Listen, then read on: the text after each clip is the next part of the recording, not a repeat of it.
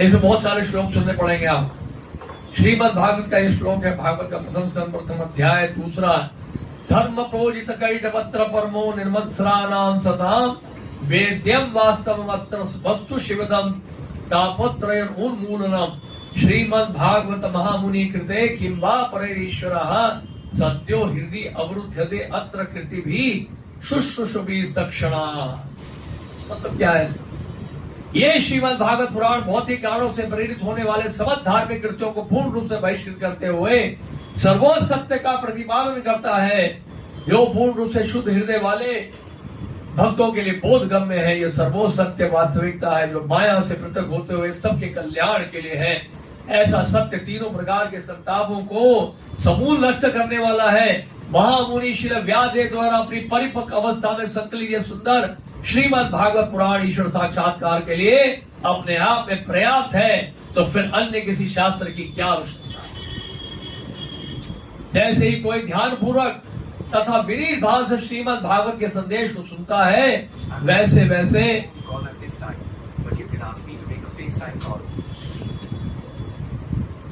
कुछ नहीं, ध्यान पूर्वक तथा विनीत भाव से श्रीमद् भागवत के संदेश को सुनता है, वैसे वैसे ज्ञान के संस्कार अनुशीलन से उसके हृदय में परम भगवान स्थापित हो जाते हैं। जैसे ही कोई ध्यान पूर्वक तथा विनीत भाव से श्रीमद् भागवत के संदेश को सुनता है। अब इसमें लिखा है जैसे हृदय में परम भगवान स्थापित हो जाते हैं। अगर विनीत भाव से गंभीरता से ध्यान पूर्वक श्रवण करते हैं तो भगवान हमारे हृदय में विराजमान हो जाते हैं। आप कहेंगे हमने तो भागवत पढ़ा, लेकिन हमें तो लग नहीं रहा भगवान विराजमान हुए हमारे हृदय में, तो उसको कैसे समझे? इसलिए श्रील प्रभुपाद जी ने यहाँ पे एक लाइन लिखा है, वैसे वैसे ज्ञान के संस्कार अनुशीलन से। अनुशीलन का मतलब क्या है? जगन्नाथपुरी पर रथ यात्रा होती है ना, एक दिन पहले गुंडीचा मंदिर मार्जन होता है। क्यों होता है? मंदिर का मार्जन इसलिए होता है कि जगन्नाथ जी अगले दिन आने वाले हैं, इसलिए एक दिन पहले मंदिर की सफाई की जाती है। गंदे स्थान में भगवान नहीं बैठते। जो स्थान मैला है, गंदा है, धूल जमी है, वहां भगवान नहीं बैठे। भगवान तो साफ जगह में बैठे। हमारे हृदय में प्रवेश तो कर जाते हैं कर्ण से, भागवत का श्रवण करते ही, लेकिन क्या होता है, देखते हैं कि हृदय तो बहुत मैला है इनका तो मन बड़ा गंदा है, बैठने लायक जगह है नहीं अभी, इसलिए आकर वापस लौट जाते हैं। इसलिए उतार चढ़ाव महसूस होता है भक्ति में। कभी हमें लगता है कि भक्ति में बड़ा उत्साह लगता है, कभी लगता है भक्ति में उत्साह नहीं, कभी मन लग रहा है, कभी नहीं लगता है। ऐसा होता है, हाँ या नहीं? क्यों होता है? तो इसलिए होता है क्योंकि अभी मैला है हमारा मन। लेकिन क्योंकि भगवान श्री कृष्ण तो प्रवेश जरूर करते हैं कर्ण के द्वारा भागवत श्रवण करते हुए, उसका परिणाम यह होता है जब भी भगवान श्री कृष्ण भीतर जाते हैं तो क्या करते हैं? श्रृण्वतां स कथा कृष्ण पुण्य श्रवण कीर्तना हृदयंतोस्तो ही अभद्राणि विधुनोति सुभुर्सता। भगवान श्री कृष्ण क्या करते हैं? हमारे हृदय में प्रवेश करते हैं। जैसे उनके बारे में सुनते हैं, कृष्ण कथा जब सुनते हैं तो क्या होता है? श्रृण्वतां स कथा कृष्ण पुण्य श्रवण कीर्तना। तो क्या होता है? भगवान श्री कृष्ण क्या करते हैं? हृदयंतोस्तो ही अभद्राणि विधुनोति सुभुर्सता। हृदय के भीतर जाकर क्या करते हैं? हमारे हृदय की सफाई। हमारे पास शक्ति नहीं है, बल नहीं है अपने मन को साफ करने के लिए। हम सोचे हैं कि भैया हम तो बहुत बुद्धिमान हैं, अपना मन को साफ कर लेंगे साबुन से। नहीं होगा। तो चित्त का मन की सफाई, चेतो दर्पण मार्जनम, चित्त के दर्पण का मार्जन कैसे होगा? भगवान कृष्ण के द्वारा ही होगा। और इस विधि का अगर पालन करते रहेंगे, इसलिए यहाँ पर लिखा है वैसे वैसे ज्ञान के इस संस्कार अनुशीलन से।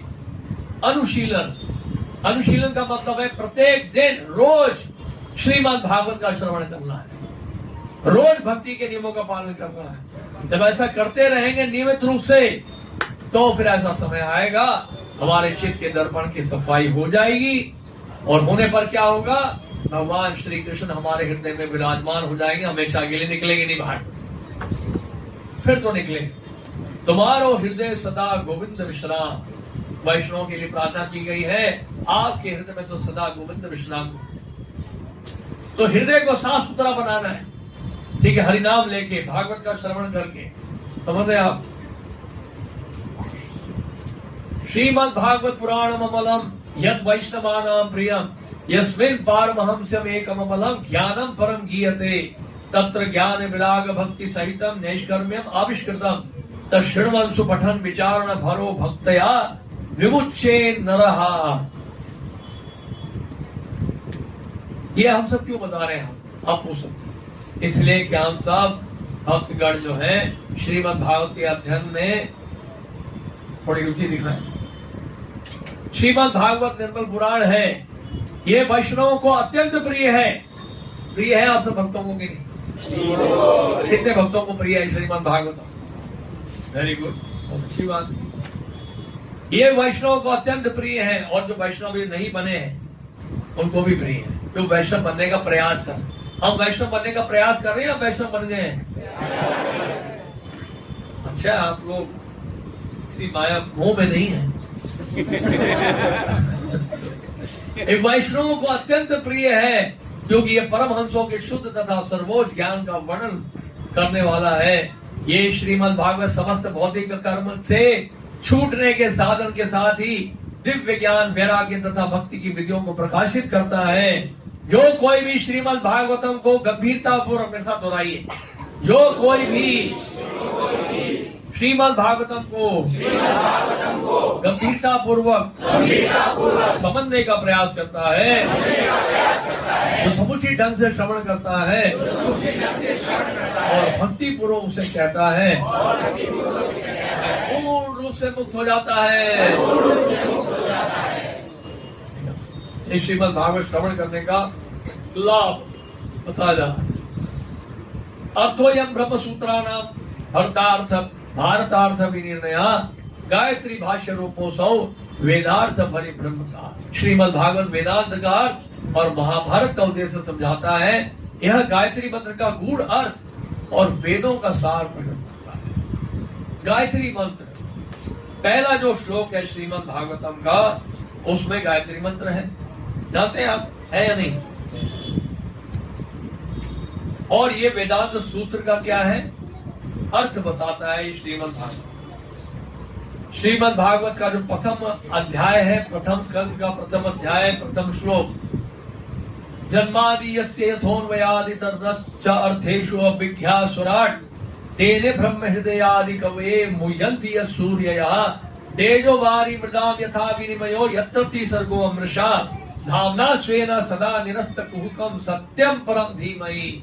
इस सत्यम परम धीमहि का मतलब क्या है? ये गायत्री मंत्र को संकेत दे रहा है।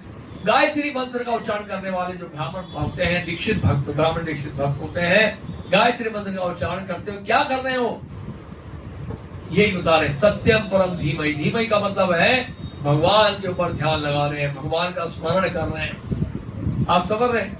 तो श्रीमद् भागवत का उद्देश्य ही है कि भगवान श्री कृष्ण के ऊपर ध्यान लगाया जाए, उनका स्मरण किया जाए, उनकी सेवा की जाए। इसलिए गायत्री मंत्र का गूढ़ अर्थ बताया जा रहा है 18,000 श्लोकों में, वेदों का सार प्रकट करता है और महाभारत का उद्देश्य समझाता है। समझ रहे हैं? तो ये जो पहला श्लोक है भागवत का, जन्मादि अस्य यतः, जन्मादि अस्य यतः, इसका मतलब क्या है? उत्पत्ति, पालन तथा संहार, जन्मादि प्रकट ब्रह्मांडों का, जिनसे मतलब किनसे? जिनसे उत्पत्ति, पालन तथा संहार होता है, उन्हीं को भगवान कहते हैं। भगवान किसको कहते हैं?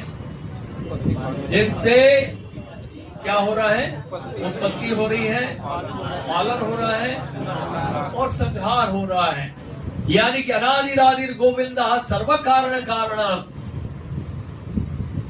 आप समझ रहे हैं? इसलिए इस शो की शुरुआत किससे हो रही है? ओम नमो भगवते वासुदेवाय। इसी बात को स्थापित करने के लिए इस वेदांत सूत्र की व्याख्या की है श्रील व्यास देव जी ने 18,000 श्लोक, इसी बात को साबित करने के। जन्मादि से यतः, आध्यात्मिक और भौतिक जगत के कारण भगवान कृष्ण गीता में स्वयं बोल रहे हैं। 10वां अध्याय 8वां श्लोक, आम सर्वस्य प्रभो मत्ता श्रमं प्रवर्तते इति मत्वा भजन्ते मां बुधा भावा समन्विता। मैं ही आध्यात्मिक और भौतिक जगत का कारण हूँ, सब कुछ मुझसे ही उत्पन्न हुआ है। और जो बुद्धिमान व्यक्ति जानते हैं वो क्या करते हैं, मेरी भक्ति में लगते हैं। आप समझ रहे? तो श्रीमद् भागवत का एकमात्र उद्देश्य है भगवान श्री कृष्ण का गुणगान करना और ये स्थापित करना कि भगवान श्री कृष्ण ही सभी कामों के कारण। अब बोलेंगे प्रभु जी श्रीमद् भागवत में तो अनेक अवतारों का वर्णन भी है, श्रीमद् भागवत में तो सृष्टि का वर्णन भी किया गया है कि ब्रह्मा जी ने ब्रह्मांड की सृष्टि कैसे की, ये सभी व्याख्या हुई है श्रीमद् भागवत में। श्रीमद् भागवत में तो और अनेक विषय भी हैं। आपने कैसे कह दिया कि केवल भगवान श्री कृष्ण के बारे में ही बताया गया है, या उन्हीं को ही साबित करने के लिए क्या, उन्हीं का गुणगान करने के लिए 1800 श्लोकों की व्याख्या की गई। क्या उत्तर है इसका? उत्तर यह है, जितने भी अवतार हैं या जितने भी अंशावतार हैं, जितने भी अंशांश अवतार हैं, उन सब के जो मूल कारण हैं वो है भगवान श्री कृष्ण। श्रील सूत गोस्वामी ने स्पष्ट कर दिया 3रे अध्याय में, एतेषां च कला पुंसां कृष्णस्तु भगवान स्वयं इंद्रारी व्याकुलम लोकम भणयन्ति। जितने भी अवतारों का मैंने वर्णन किया है, या तो वो अंशावतार है या अंशावतार है, अंश कलावतार है, जहां तक भगवान श्री कृष्ण की बात है वो तो स्वयं भगवान। ऐसा श्रील सूत गोस्वामी बोल रहे हैं, भागवत का प्रथम स्कंद 3रा अध्याय 28वां श्लोक। ठीक है ना? तो इस तरह से समझना है इसको कि जो श्रीमद् भागवत है उसका परम उद्देश्य है भगवान श्री कृष्ण का गुणगान।